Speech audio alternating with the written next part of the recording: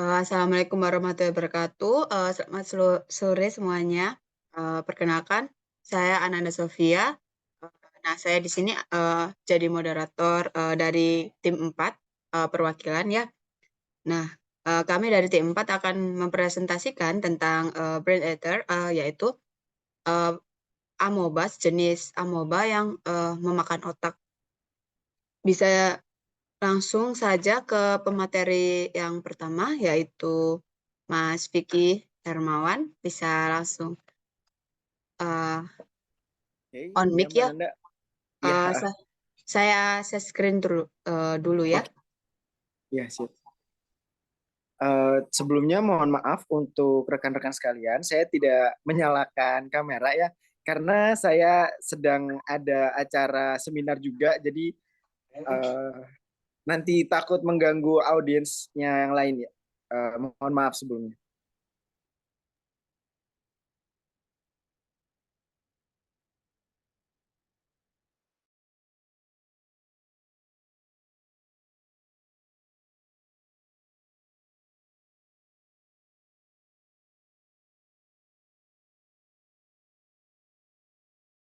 Oke, bisa dilanjut Mas Vicky. Oke, siap. Terima kasih Mbak Nanda untuk sudah membantu saya untuk share screen. Jadi Brain Eater, materi pada sore hari ini itu adalah amoeba yang secara bukan secara ini sih, konsepnya si amoeba ini itu memakan atau mengkonsumsi bagian otak kita seperti itu. Next Mbak Nanda.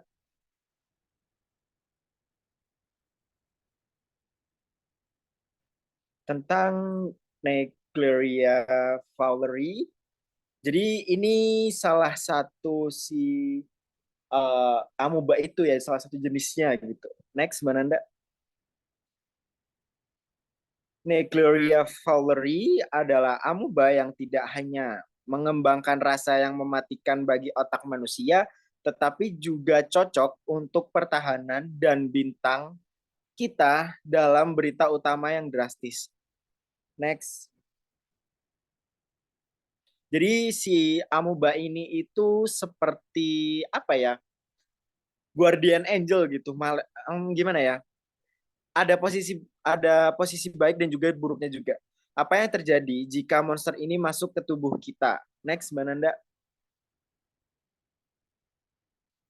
Nah, Chloria fowleri adalah amoeba mikroba dengan nukleus, salah satu bentuk kehidupan terkecil di bumi. Ini adalah pemburu rakus bakteri dan makhluk lain yang dimakan utuh-utuh dan dicabik seperti kebanyakan amoeba. Ia mampu berubah menjadi berbagai tahap yang membantunya bertahan hidup. Next, Mbak Nanda. Dan apa dan di Mohon mana? maaf memotong Mas. Em, Iya. Terima kasih atas presentasinya. Boleh Oh iya. dilanjut ke pemateri yang kedua ya. Oke, siap Mbak Nanda. Terima kasih atas waktunya Mbak Nanda. Oke, kembali kasih. Nah, selanjutnya untuk yang pemateri yang kedua yaitu Mas Nanda Zainur Rohman, bisa open mic ya. Baik, Mbak Nanda, terima kasih atas waktunya. Kali ini saya akan melanjutkan presentasi dari Mas Vicky. Apa dan di mana Naegleria fowleri ini? Next.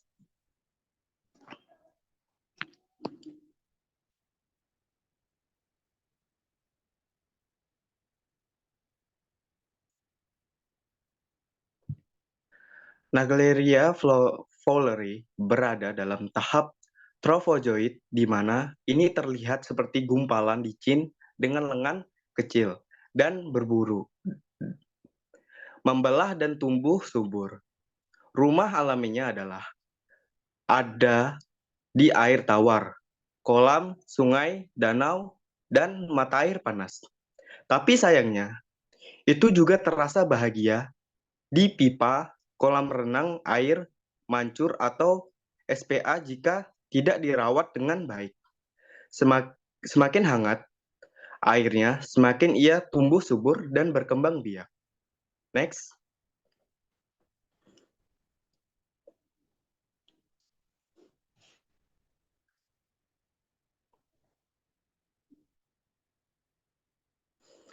Kapan Naegleria berinteraksi? Next.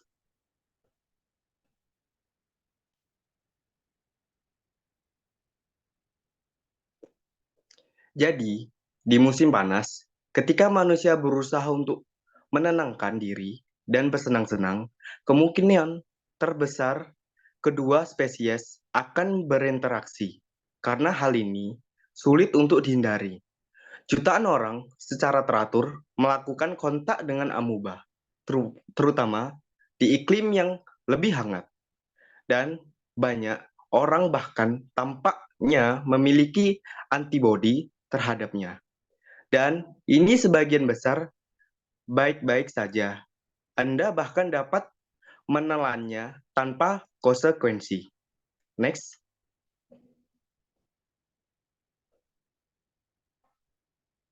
Fase berbahaya Naegleria fowleri di musim panas.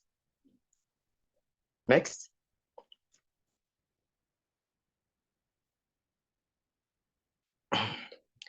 Naegleria fowleri adalah jenis amuba yang berbeda. Mari kita lihat hidung korban yang tidak curiga menikmati hari musim panas yang menyenangkan dan melihat apa yang terjadi. Ada beberapa fase yang akan dijelaskan di slide berikutnya. Next.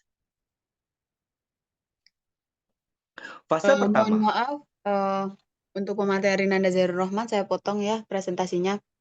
Terima kasih telah memaparkan materi yang kedua. Baik, terima kasih Mbak Nanda atas waktunya. Oke, kembali kasih. Nah, yang pemateri ketiga ya, bisa dilanjut dengan Mas Julian Fernando hadir. Apakah sudah siap? Siap, Mbak Nanda. Oke, waktu dan tempat dipersilakan. Baik, terima kasih, Mbak Nanda. Selanjutnya adalah fase pertama. Next.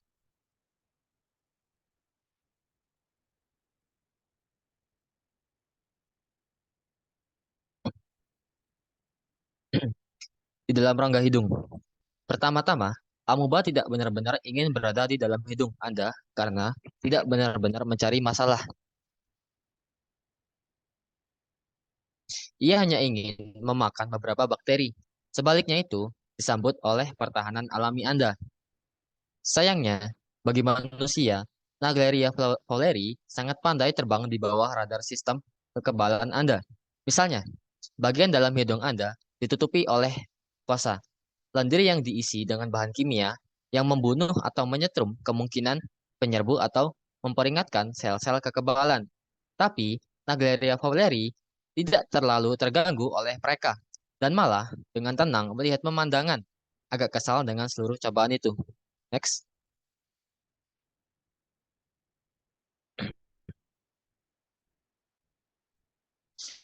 Dampak buruk di rongga hidung. Next.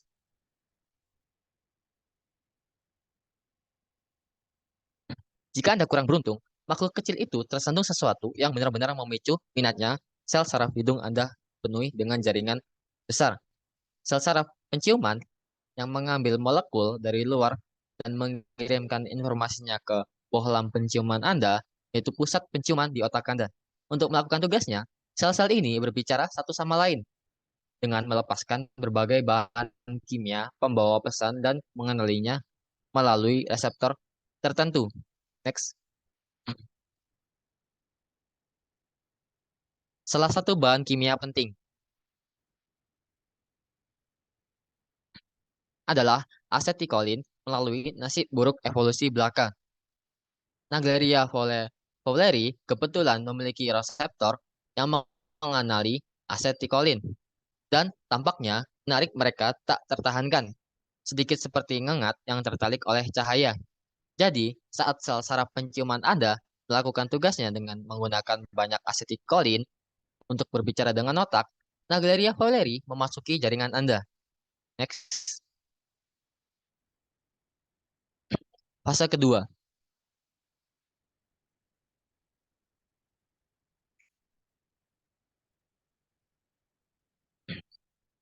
Di dalam saraf penciuman, tampaknya mengikuti sinyal kimia ke hulu. Neutrofil, pejuang bunuh diri yang gila, mulai menyerang amoeba. Secara individu, mereka tidak memiliki peluang untuk melawan. Mereka, karena para penyerbu adalah petarung yang besar dan cantik, terbiasa menghadapi musuh yang tangguh. Jadi, para penjaga mengerumuni para penyusup dan membunuh mereka baik dengan memuntahkan bahan kimia yang melubangi mereka atau dengan benar-benar merobek bagian dari mereka dan melahapnya. Namun, wahana Naegleria fowleri masih di jalurnya, dan sementara serangan neutrofil memperlambat mereka. Mereka terus mengikuti saraf penciuman ke tujuan akhir mereka. Next, fase ketiga.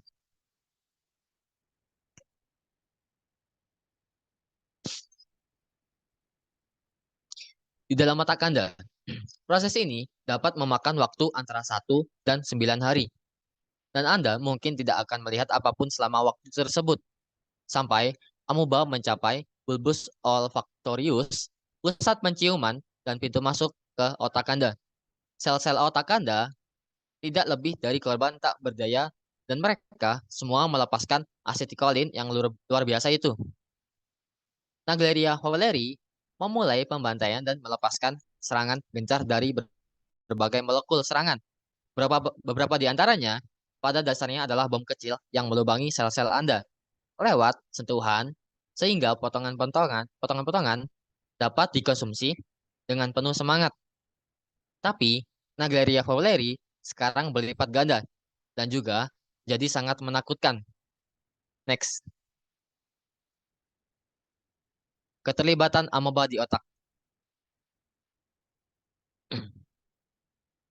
Amoeba melibatkan sel-sel otak Anda, menyedotnya dan merobek gigitan besar dari mereka saat mereka masih hidup. Sekarang, keadaan meningkat dengan cepat dan penyakit yang akan membunuh Anda.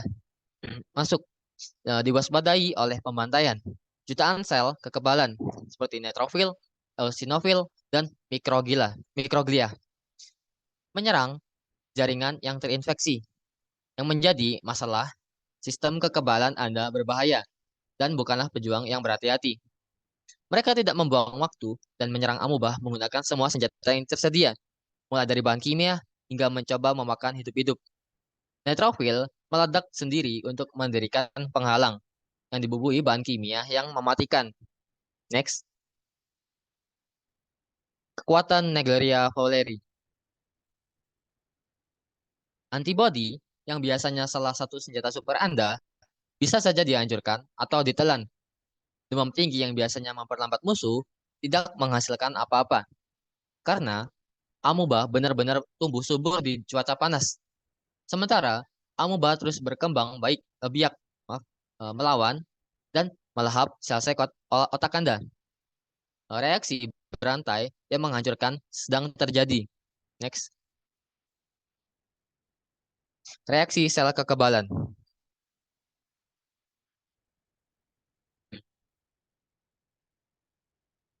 Satu hal utama yang dilakukan sel kekebalan Anda di saat mereka melawan adalah menyebabkan peradangan yang mengarahkan sejumlah besar cairan dari aliran darah Anda ke tempat infeksi. Jadi, saat pertempuran berlangsung, tanpa pemenang yang jelas, semakin banyak cairan yang masuk ke otak. Pada titik ini, manusia akan merasakan gejala yang meningkat dengan cepat. Next,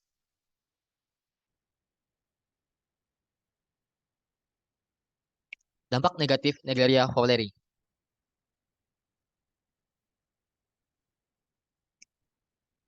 Semuanya dimulai dengan samar-samar, sakit kepala, demam, mual, dan muntah.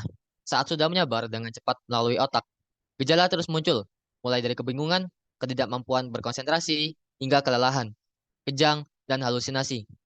Otak membengkak secara besar-besaran, tetapi tidak dapat berkembang karena adanya tulang yang mengelilinginya.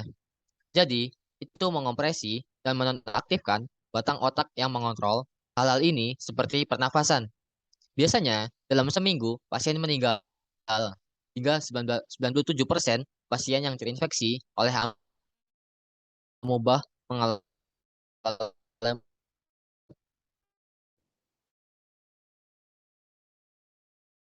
mengalami nasib yang sama. Next.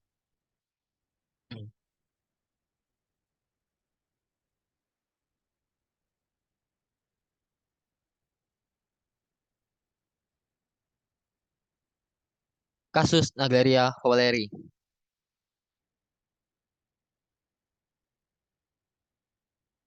Dalam hampir semua kasus, pada saat infeksi oleh Naegleria fowleri dikenali, pertempuran yang menghancurkan otak sudah berlangsung sejauh ini, sehingga hampir tidak ada yang bisa dilakukan.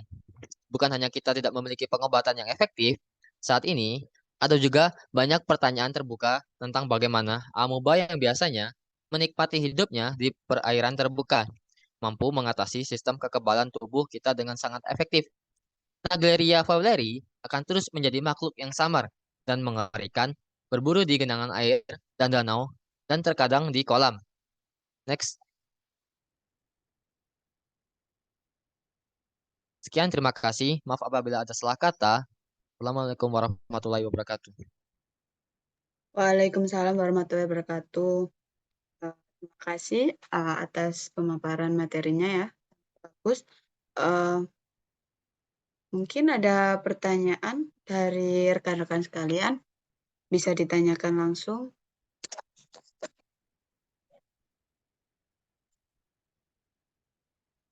Mas Vicky mungkin ada pertanyaan?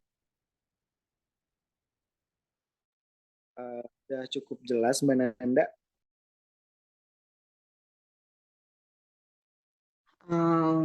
Mungkin tidak ada pertanyaan ya dari rekan-rekan semua.